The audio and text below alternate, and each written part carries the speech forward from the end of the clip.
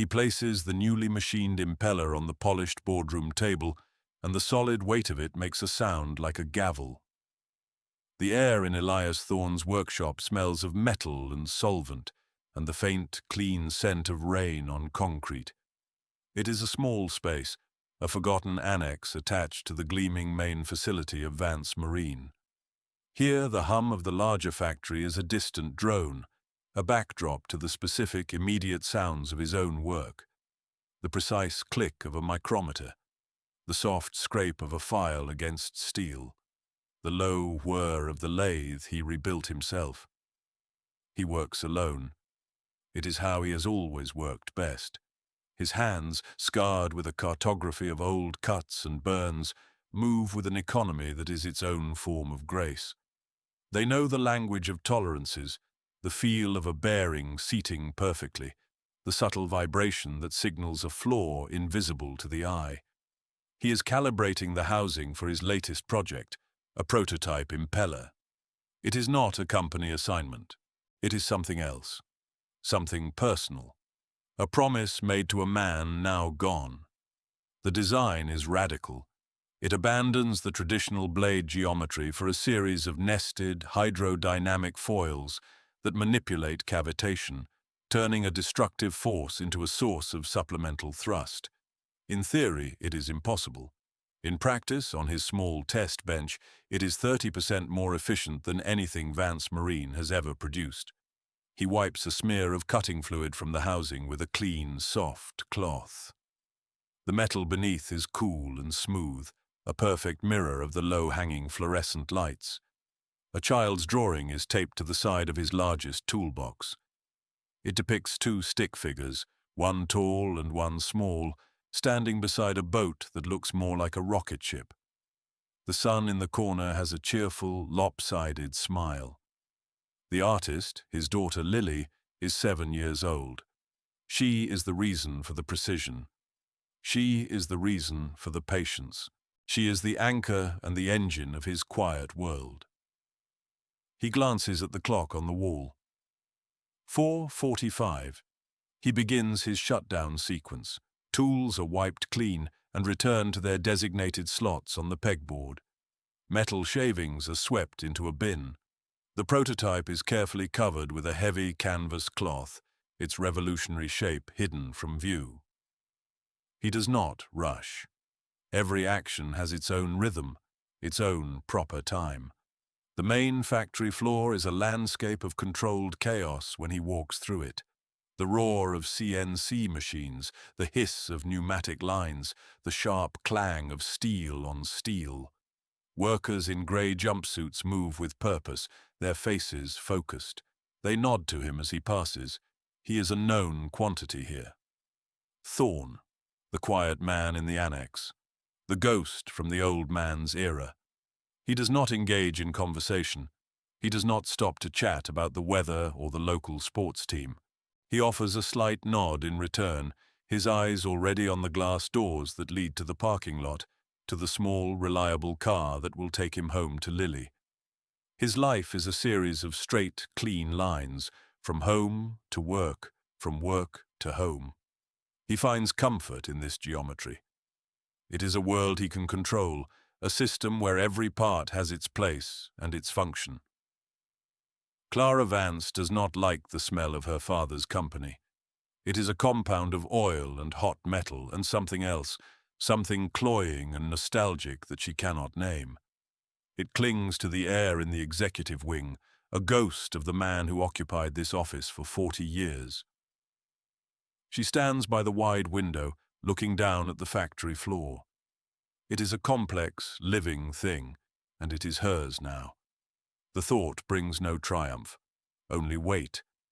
The desk behind her is a vast expanse of polished mahogany, her father's desk. Her laptop, a sleek sliver of modern technology, looks small and out of place upon it. She is dressed in a tailored grey suit, her hair pulled back in a severe knot. Her entire being is a declaration of control, a fortress against the grief that threatens to breach her walls. There is a soft knock on the door. Gavin Sloane enters without waiting for a reply. He is the company's chief operating officer, a man whose smile is as polished and impenetrable as the desk. He was her father's right hand, his most trusted advisor. He has made himself indispensable to her in the 3 months since the funeral. "The new efficiency reports are in," he says, placing a binder on her desk. His movements are smooth, confident. "Division 7 is underperforming again, significantly." "I've read them," she says, not turning from the window. "It's the old guard," Gavin says, his voice a low, conspiratorial murmur. He moves to stand beside her, a subtle intrusion into her space. "Loyalists. Your father kept them on for sentimental reasons. They resist innovation. They're an anchor on our progress." Clara finally turns to face him. Her eyes are cool, analytical. "Be specific, Gavin." "Elias Thorne," he says, the name offered up like a piece of evidence. "He's the worst of them. He has that private workshop, the one your father gave him. He tinkers. He hasn't contributed to a profitable project in 5 years. He's dead weight, Clara, a symbol of the past we need to move beyond." The name is vaguely familiar. She has seen it on old payroll ledgers, a line item from a bygone era. What does he do? Nobody really knows. He's a recluse. Your father protected him. But your father isn't here anymore. We're preparing for the naval contract bid. We need to be lean, modern. We can't afford passengers. Gavin's logic is flawless, cold, and clean. It appeals to the part of her that is all business, the part she is clinging to like a life raft. "Show me," she says. The tour is a calculated piece of theatre orchestrated by Gavin. He leads her through the state-of-the-art R&D labs, showcasing the young, hungry teams working on collaborative projects. The air here is different, smelling of ozone and fresh coffee. It is all whiteboards and glass walls and enthusiastic chatter. This, Gavin's expression says, is the future. Then he leads her outside, across a stretch of cracked asphalt, to the annex. The building is old brick, the paint on the door faded and peeling. It feels like a different world. He pushes the door open, and they step inside. Elias is standing at his workbench, his back to them. He is so focused on the piece of metal in his hands that he doesn't hear them enter over the soft music playing from a small, battered radio. The space is cluttered but impeccably organized. Tools hang in neat silhouette. Schematics are rolled and stored in labeled tubes. There is a sense of deep, abiding order. Gavin clears his throat, a loud, disruptive sound. Elias turns slowly. He is not surprised. He simply observes them, his eyes moving from Gavin to the unfamiliar woman whose authority is as palpable as the cold air she brought in with her. He turns off the radio. The silence that fills the room is heavy. "Mr. Thorne," Gavin says, his tone dripping with condescension. "This is Clara Vance." Elias nods once. "I know." He does not offer his hand. It is covered in a light film of grease. He simply waits. Clara's gaze sweeps the workshop, cataloguing the old machinery, the hand-drawn plans, the sheer anachronism of it all. It is exactly as Gavin described. A relic. A shed. Her eyes land on the workbench, on the shape hidden beneath the canvas cloth. "What is this?" she asks, her voice sharp. She steps forward and, before he can move, pulls the cloth away. The impeller sits on the workbench, gleaming under the fluorescent light. It is a thing of strange, brutal beauty. Its nested foils seem to defy conventional engineering. It looks like something from a science fiction film. Gavin scoffs. "See? A personal project, on company time and company resources. A tinkerer's folly." Clara circles the prototype. She has a degree in engineering herself. She understands the principles, the fluid dynamics. What she sees makes no sense. It should not work. She sees it as a distraction, a waste, a perfect embodiment of the nostalgic inefficiency she is determined to purge from this company. "We innovate with teams, Mr. Thorne," she says, her voice flat and cold. "We use computational modeling and rapid prototyping. We do not build fanciful sculptures in sheds." She looks directly at him. His expression is unreadable. He does not flinch. He does not speak. He just watches her. His stillness is unnerving. "This project is terminated," she declares. "And this thing." She gestures dismissively at the impeller. "It's scrap. Have it disposed of." She turns to leave, the decree delivered. Gavin follows, a triumphant smirk playing on his lips. Elias Thorne does not move. He stands and watches them go. He does not protest. He does not explain the thousands of hours of work, the shared dream it represents. He does not mention the name of the man he made the promise to, her own father. He does not say that this thing is the future of the company she now leads. He looks at the impeller, the product of his mind and his hands. Then he looks at the closed door.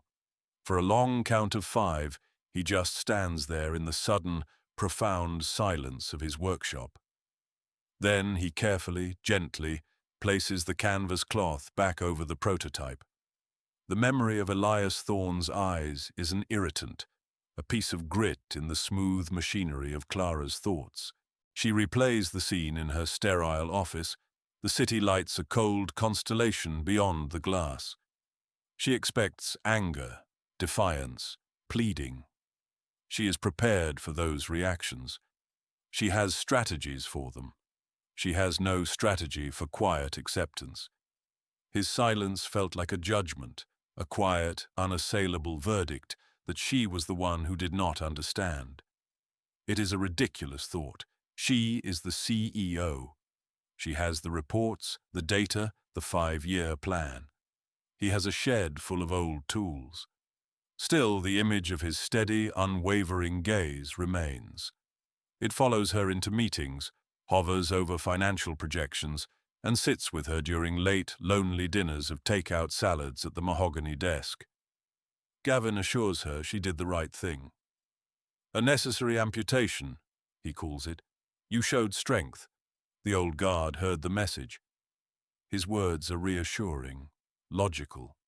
They are the words she wants to hear, but they do not erase the memory of those eyes. Weeks pass. The company moves on. Clara immerses herself in the naval contract bid, a behemoth of technical specifications and political maneuvering. It is the kind of challenge she understands. It is all numbers and logic. There is no room for sentiment, no space for the unsettling quiet of a dismissed engineer. Then the main circulation pump for the hydrodynamic test basin fails. It is not a minor inconvenience. The test basin is the heart of their R&D, the place where they prove their designs. The naval contract prototypes are scheduled for testing in 2 days. The delay is catastrophic, costing tens of thousands of dollars for every hour it sits idle. Gavin's hand-picked lead engineering team descends on the problem. They are young, brilliant, armed with diagnostic tablets and schematics pulled up on holographic displays. They swarm the pump housing, a massive, intricate piece of machinery installed by her father's generation. Hours turn into a day. The team is stumped. The pump's control system is a bespoke piece of analog engineering, a relic that doesn't speak the digital language they are fluent in. They talk of replacing the entire system, a process that would take weeks and cost a fortune. Clara stands on the gantry overlooking the silent basin, the water a placid, mocking mirror. Gavin is at her side, his usual smoothness fraying at the edges. "It's an antique," he says, frustration tightening his voice. "Nobody understands this old junk anymore." The word old triggers a memory, a conversation with her father years ago. He had been talking about the basin, his proudest achievement. "It has a heart of its own," he'd said, and only one man truly knows its rhythm. "Who installed this pump?" she asks, her voice cutting through Gavin's excuses. He frowns. "I don't know. It was before my time. Some mechanic from the old days." Clara turns to the shift foreman, a man with grey hair and hands as worn as Elias Thorne's. "Who knows this pump?" The foreman looks from her to Gavin, a flicker of old loyalty in his eyes. "Only one man, ma'am. Richard Vance himself said Thorne could rebuild it blindfolded. The name hangs in the air. Elias Thorne." Gavin immediately objects. "Clara, no. It would be humiliating. He's a nobody. We have the best engineers right here." "Your best engineers are failing," she says, her patience gone. "Find him." An hour later, Elias Thorne walks onto the gantry. He wears the same simple work pants and shirt. He carries a small, heavy canvas tool roll. He does not look at Clara or Gavin. His attention is entirely on the silent pump below. He listens, head cocked, as if expecting to hear a heartbeat. He unrolls his tools on the deck plating. They are old, worn smooth with use. There are no tablets, no digital sensors. He kneels, places a hand on the pump's main housing, and closes his eyes. For a full minute, he just feels the cold metal, sensing the deep, internal silence of the machine. The young engineers watch with a mixture of pity and contempt. Gavin looks like he wants the floor to swallow him whole. Elias opens his eyes. He selects a wrench and a long, thin steel rod. He uses the rod as a stethoscope, placing one end against the housing and the other against his ear, tapping the casing at specific points. He moves with a slow, deliberate purpose. He is not troubleshooting. He is communing. After 10 minutes of this silent ritual, he stands up. He walks to a specific valve sequence, one the other engineers had ignored, and closes them in a precise order. Then he uses a heavy wrench to manually turn a flywheel that hasn't been touched in a decade. It resists, groaning. He puts his entire body into it, his muscles cording. There is a deep, resonant thunk from within the machine. He opens the valves again in the reverse order. He walks to the main control panel and flips a single large breaker. For a moment, nothing happens. Then a low hum begins, rising in pitch. Water begins to churn in the basin. The pump is working. Perfectly. The young engineers stare in disbelief. Gavin is speechless. Elias wipes his hands on a rag. He begins to roll up his tools, his work finished. He has not said a single word. He walks past Clara without a glance. He does not gloat. He does not say, "I told you so." He does not acknowledge their previous encounter in any way. His silence is more powerful than any words could be. He has done the job, and now he is leaving. Later that evening, the factory is quiet. Clara is walking to her car, her mind a turmoil of conflicting thoughts. The naval contract is back on schedule. She should be relieved. Instead, she is deeply unsettled. She sees him in the near-empty parking lot. Elias Thorne is leaning against his old car, waiting. Beside him, a small girl in a bright pink jacket is drawing on the asphalt with a piece of chalk. A vibrant, sprawling mural of stars and planets. This must be his daughter. Lily looks up as Clara approaches. She has her father's serious, observant eyes. She is not shy. "Are you the boss lady?" she asks, her voice clear in the quiet evening air. Clara is taken aback. She manages a small smile. "I am." Lily points a chalky finger at Elias. "My daddy can fix anything," she says, a simple statement of absolute faith. She looks back at Clara, her expression solemn. "He just gets sad when people break his things." The words are a child's, simple and direct. They land with the force of a physical blow. When people break his things, the impeller, the thing she called scrap. Elias puts a gentle hand on his daughter's shoulder. He looks at Clara, and for the first time, she sees something in his eyes beyond that unnerving calm. A flicker of deep, weary sadness. He helps Lily into the car, and they drive away, leaving Clara alone in the parking lot with the chalk drawing of the stars and the echo of a child's profound, unintentional accusation. The phrase follows her home. He just gets sad when people break his things. It is a key turning in a lock she did not know existed. The simple truth in it dismantles her carefully constructed certainties. She had seen a relic. The child saw a creator. She had seen inefficiency. The child saw a man who could fix anything. The next morning, Gavin's R&D team presents their progress on a new impeller design, the one meant to secure the naval contract. They display a 3D rendering on the boardroom's main screen. It is sleek, impressive. Gavin extols its virtues, its revolutionary approach to fluid dynamics. Clara stares at the image. Something is familiar. The curve of the blades, the way they seem to twist back on themselves.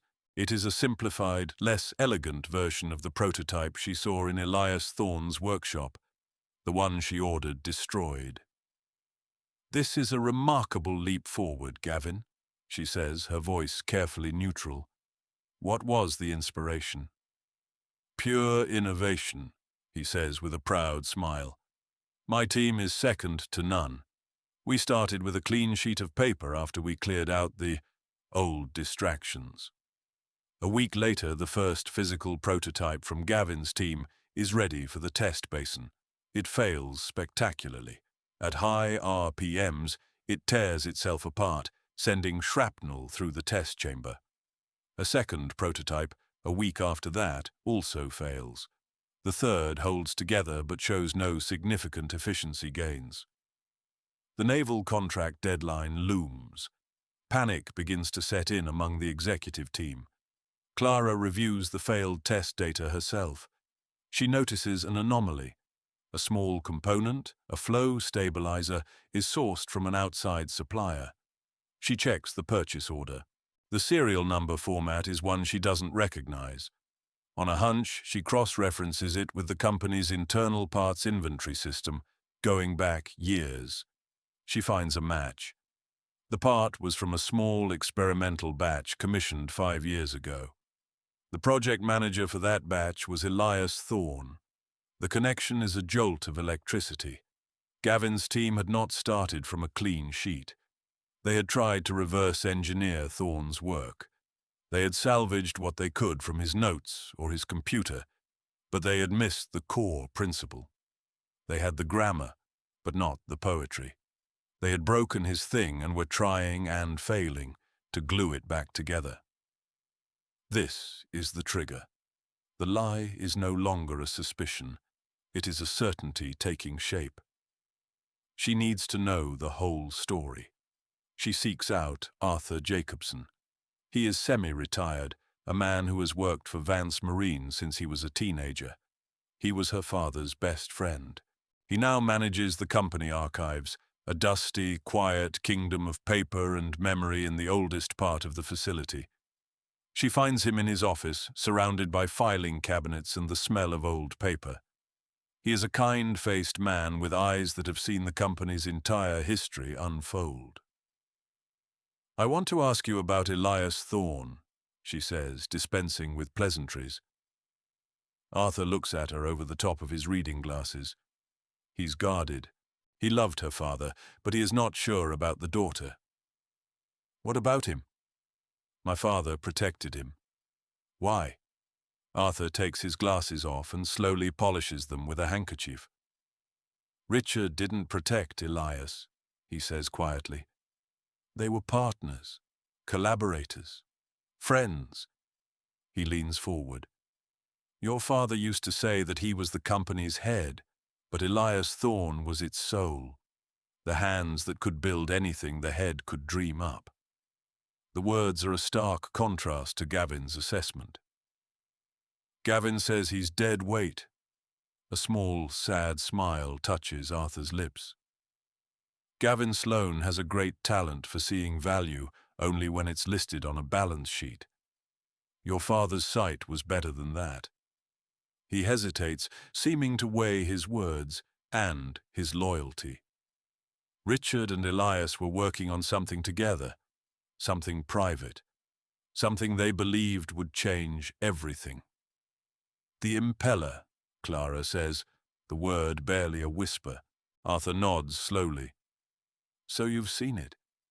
He looks at her, his gaze sharp, searching. He's testing her.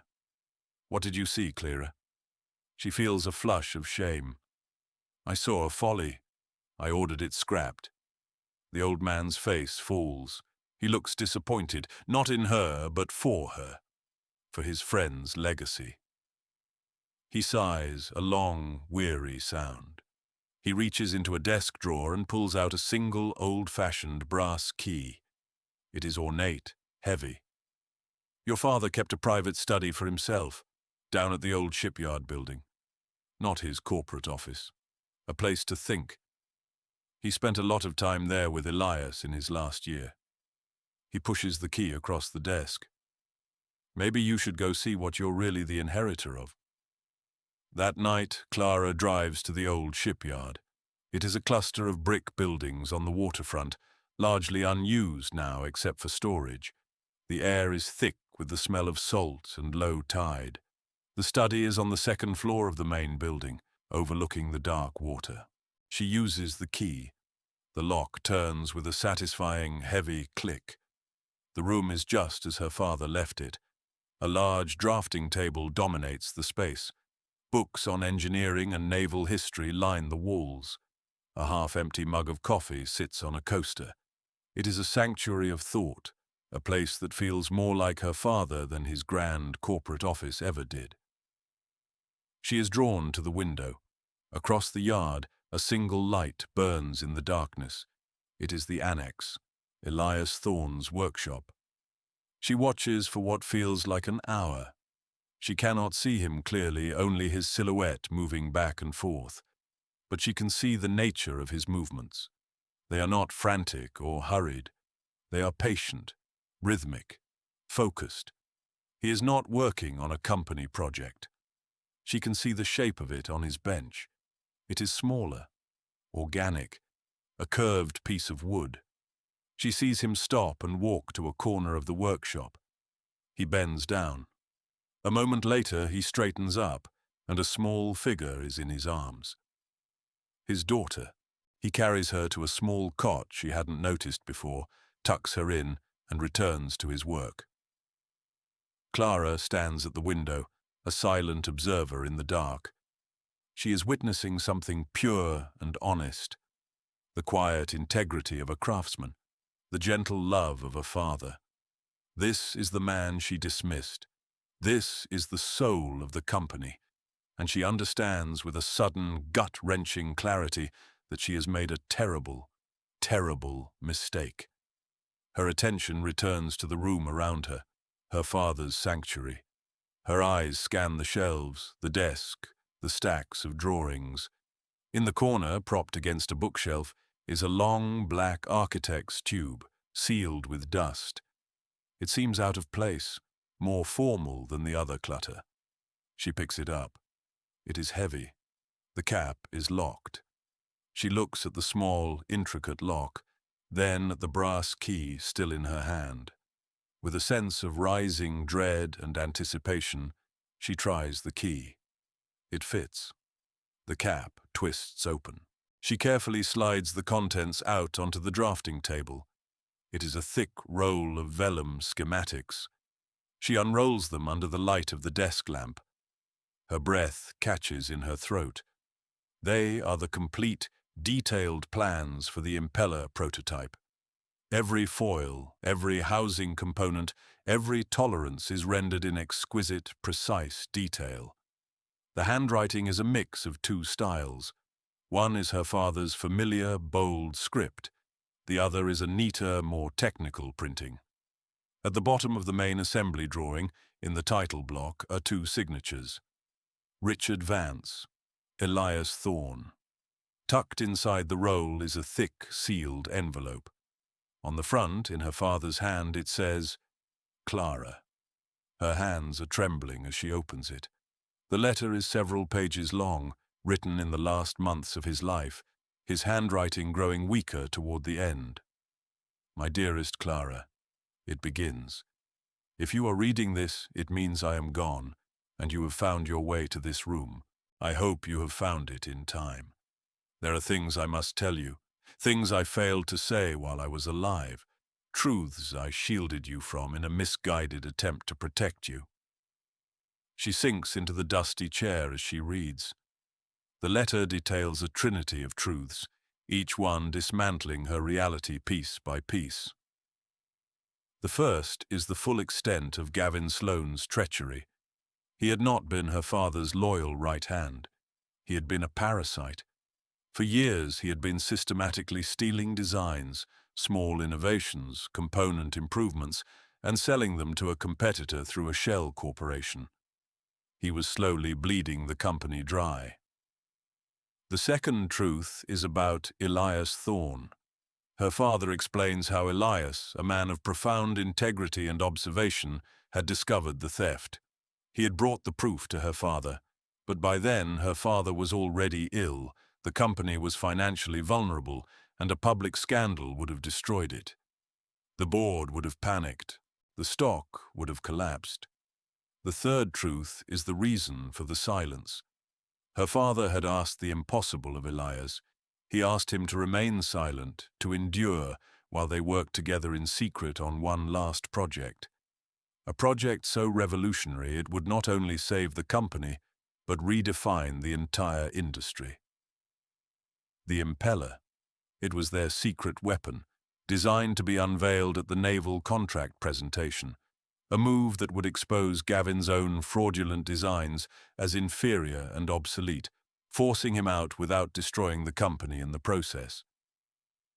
Elias Thorne's silence was not weakness. It was a profound act of loyalty, a noble sacrifice to honor a friend's dying wish and to protect the legacy Clara was meant to inherit. He is the best man I have ever known, her father wrote. Trust him, Clara. He is the heart of this company. He is its future. The letter falls from her hands. The room spins. She sees everything now with horrifying clarity. Gavin's whispers, his manipulations, her own arrogant dismissal of Elias. She had been a pawn in Gavin's game, and in her blindness she had nearly destroyed the one man who could save her and her father's legacy. The next morning she does not go to her office. She goes to the annex. The door is open. Elias is there, sweeping the floor. The workshop is as clean and orderly as ever. He looks up when she enters, his expression calm, unreadable. He continues sweeping. She walks to his workbench and lays the rolled-up schematics and her father's letter upon it. She does not need to speak. He stops sweeping. He looks at the schematics, then at the letter with her name on it. He understands. He leans the broom against the wall and finally, truly, looks at her. I know, she says, her voice thick with emotion. I am so sorry. He nods slowly. He looks tired, she realizes now. The quietness she had mistaken for passivity was the stillness of a man bearing an immense weight. Why didn't you say anything? She asks, the question she has been wrestling with all night. Why did you let me do that? He considers the question for a long moment. He is not a man of many words. When he speaks, they are chosen with the same care he uses to choose a tool. It was a promise to your father, he says simply. And besides, he adds, his gaze meeting hers directly, holding it, you didn't know who I was. You only knew what you were told. It is not an absolution, but it is a statement of fact. It places the responsibility back on her, but without malice. It is the most generous thing anyone has ever said to her. A small sound comes from the corner of the workshop. Lily is sitting on her little cot, fully dressed, tying the laces on her shoes. She has been watching them, listening with the silent, solemn attention of a child. She sees the tears welling in Clara's eyes, the strain on her face. Lily gets up and walks over to a small box of treasures she keeps on a low shelf. She rummages inside and pulls something out. She walks over to Clara, her small hand held out. In her palm is a small, perfectly smooth, grey stone, worn by the sea. "It's a worry stone," Lily says, her voice soft. She gently places it in Clara's hand. "Daddy says it holds the worries, so you don't have to." Clara closes her hand around the stone. It is cool and solid, a small, simple anchor in the swirling chaos of her emotions. She looks from the child's earnest face to the father's quiet one. In this small, greasy workshop, she has found the soul of her company, and in a child's simple gesture, she feels a flicker of grace she knows she does not deserve. The naval contract deadline is now less than 2 weeks away. Gavin's third prototype has just failed its endurance test. The atmosphere in the executive wing is thick with desperation. Gavin blames his team, the suppliers, the testing equipment. He never blames his design. Clara calls an emergency meeting with the heads of engineering. Gavin is there, looking harried. She is calm, composed. "Gavin's approach is not working," she announces to the room. "We are abandoning the V-Series impeller project, effective immediately." A shocked silence falls over the room. Gavin stands up, his face flushed with anger. "Clara, you can't be serious. It's our only option. We're out of time." "We have another option," she says, her voice steady. She looks directly at him. "A better one." Later that day, she goes to Elias's workshop. He is where she knew he would be, cleaning a piece of machinery. Lily is at a small table doing her homework. "The company needs you to rebuild it," Clara says without preamble. "The prototype." Elias stops what he is doing. He looks at her, then at the empty space on his workbench where the impeller used to be. "It was scrapped. The components were disposed of." "Then we will make new ones," she says. "I have the schematics. I have the full authority of this company. I will get you any resource, any material, any machinist you need. But I need you to lead it." He is silent for a long time. He is looking at his daughter. He is thinking of the promise he made to his friend. "I don't work with teams," he says. "It is not an excuse. It is a fact." "I know," she says. "Then you and I will do it, together." He looks at her, surprised. She is the CEO. She belongs in a boardroom, not a workshop. "I have an engineering degree," she says, anticipating his thought. "I may be rusty, but I'm a fast learner, and I need to do this." It is a plea and a confession. Atonement. He gives a slow, single nod. "All right." The next 10 days are a blur of intense, focused work. Clara has the workshop annex sealed off. A security detail is posted outside. She diverts the company's best materials and machinists to their sole command. She works side by side with Elias, late into the night and through the weekend. She sheds her corporate armor. The grey suits are replaced with jeans and work shirts. She learns to use the lathe, to read the subtle colors of heated metal, to feel the right tension on a bolt. He is a patient teacher, his instructions sparse but precise. He doesn't waste words. He demonstrates, he guides her hands, he lets her learn the feel of the work. In the quiet hum of the machinery, a new dynamic forms. She sees the genius in his design, the intuitive understanding of physics that goes beyond textbooks. He sees her sharp, analytical mind, her ability to grasp complex systems quickly, her fierce determination. The silence between them is no longer awkward or heavy. It is a shared space of concentration, punctuated by the sounds of their work. A quiet, profound respect builds between them, forged in grease and steel. Lily is often there, doing homework or drawing. She accepts Clara's presence as a simple fact. She brings them juice and sandwiches. She shows Clara her drawings. She is the quiet, human heart of their intense endeavor.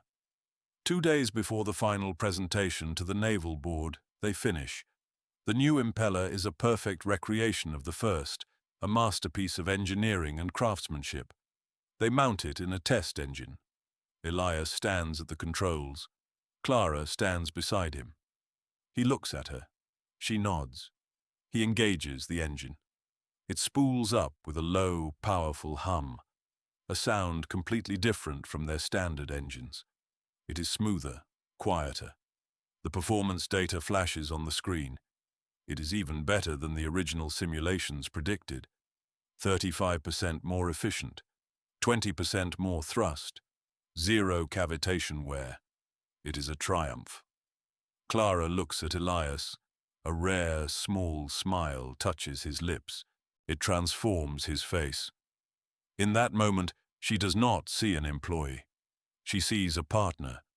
The emergency board meeting is held the day before the naval presentation. The air is thick with tension. The board members, old friends of her father, look grim. Gavin sits at the table, a thick report on his team's failures in front of him. He looks cornered, defensive. Clara stands at the head of the long, polished table. She's back in her suit, her armor. But she feels different. She's not hiding behind it anymore. She commands it. "Good morning," she begins, her voice calm and clear. "We are here because our bid for the naval contract is on the verge of collapse.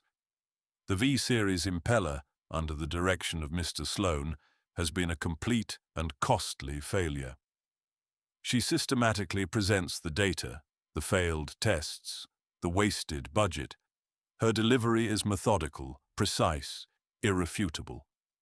Gavin tries to interrupt, to offer excuses.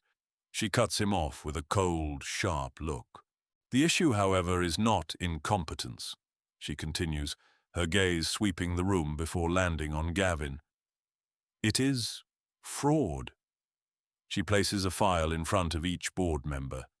Inside are copies of her father's letter, the dual-signed schematics, and financial records tracing the sale of proprietary Vance designs to a shell corporation owned by Gavin Sloane. A wave of shock and outrage ripples through the room. Gavin's face turns ashen. He begins to stammer, to deny everything. "The proof is incontrovertible," Clara says, her voice ringing with authority. "For years, Mr. Sloane has been betraying this company, betraying my father, betraying all of you." As if on cue, the boardroom door opens. Elias Thorne enters. He is wearing a clean work shirt and pants. He says nothing. He walks to the head of the table and places the new impeller upon it. The solid, machined steel makes a single, definitive sound against the polished wood.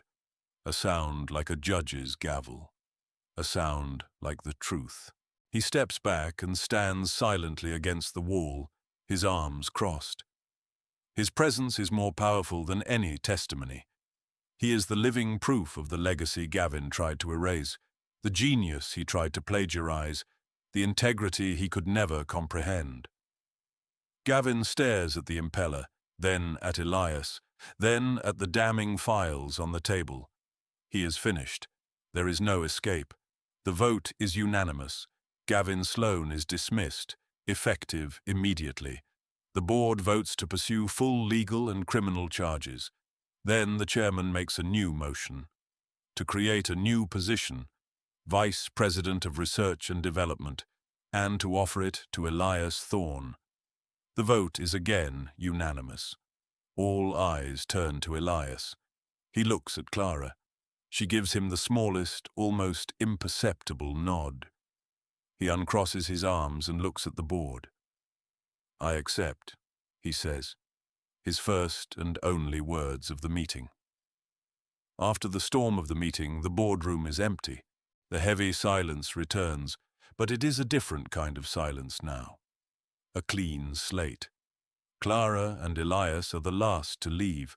They walk together through the empty executive wing, their footsteps echoing on the marble floors. They do not speak until they reach the parking garage. The air is cool and smells of concrete and exhaust. The tension of the last few weeks has finally broken, leaving a quiet, shared exhaustion in its wake.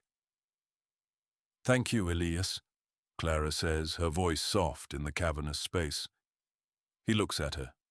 The new title, the vindication, none of it seems to have changed him. He's still just Elias Thorne. "You honored your promise to him," he replies. It is not a compliment, it is a statement of respect. He is acknowledging her as her father's daughter, a worthy successor. A week later, a new nameplate is on the door of a large corner office in the executive wing. It reads, Elias Thorne, VP of Research and Development. The office is empty. The desk is bare. Elias is in his workshop. He is where he has always been. The title is a formality. The work is the reality. He is sketching a new design, an improvement on the impeller, his mind already moving forward.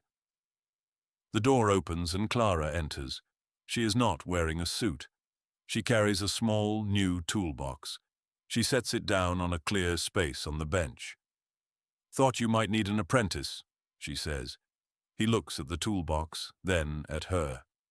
He does not tell her to go back to her office. He does not question her presence. He simply slides a clean sheet of paper across the bench toward her and hands her a pencil. She does not try to pull him into her world of boardrooms and balance sheets. She has made a concrete move to join him in his. He picks up a small, heavy object from his desk. It is a flawed casting from the very first prototype, a piece he could not bring himself to throw away. He has spent hours polishing it, smoothing its rough edges until it shines like dark silver. It fits perfectly in the palm of a hand. He holds it out to her. "A reminder," he says, "that things can be remade." She takes it. The metal is heavy, solid, and still slightly warm from his hand. She closes her fingers around it, feeling its weight, its history, a symbol of their shared journey. 3 months pass. The seasons begin to turn. Vance Marine, once on the brink, is thriving. The successful naval contract, won easily with their revolutionary new engine, has opened doors. The Thorne-Vance series is the new industry standard. The company is alive again, its soul restored. Elias is still quiet, but the deep weariness in his eyes is gone. He leads the new R&D division from his workshop, mentoring the young engineers who once dismissed him, teaching them the language of metal and motion. He smiles more. It is a small, quiet thing, but it is there. Clara is still the CCO, but she has changed. The cold, corporate armor is gone, replaced by a calm, observant confidence. She spends every afternoon in the workshop. She has become a skilled drafter, her mind for systems finding a new outlet in the physical world of engineering. She is a leader who knows the names of her machinists, who understands the feel of the products her company creates. It is a Saturday in early autumn. The air is crisp and smells of salt and drying leaves. Clara is at the small house Elias rents by the water, a simple place with a porch that looks out over the harbor. She's helping him and Lily with the final preparations for a launch. Not a product launch, but a personal one. The small wooden boat Elias had been working on now rests on a trailer by the water's edge. It is beautiful, its lines clean and perfect, the wood glowing with a dozen coats of varnish. Lily stands on a small stool, holding a bottle of sparkling cider. "I christen thee. The promise!" she declares, and smashes the bottle lightly against the bow. It doesn't break, and they all laugh. Elias opens it, and they share a toast in small paper cups. They spend the afternoon on the water, the three of them. The boat's engine, a miniature, perfect version of his groundbreaking design, hums with a quiet, steady rhythm. Lily trails her hand in the cool water. Elias steers, his hand resting easily on the tiller. Clara sits across from him, watching the shoreline slide by, feeling the sun on her face. There is an easy, comfortable peace between them, a sense of family that none of them would dare name, but all of them feel. That evening, the boat is moored securely at the small dock. Lily, exhausted and happy, is fast asleep inside the house. Elias and Clara stand together on the porch, looking out at the dark, placid water of the harbor. A full moon is rising, laying a silver path across the waves. The air is cool. Elias goes inside and returns with 2 warm, heavy mugs. He passes one to her. It is tea, smelling of chamomile and honey. She takes it, and for a moment, her fingers brush against his.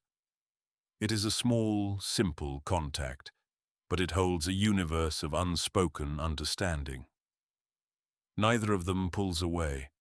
They stand in the comfortable silence side by side, not touching but deeply connected, watching the moon climb higher in the night sky. The past has been reconciled. The present is a quiet, shared peace. The future is an unwritten page, waiting for them both. And for the first time in a very long time, it feels full of a deep, abiding, and quietly earned hope.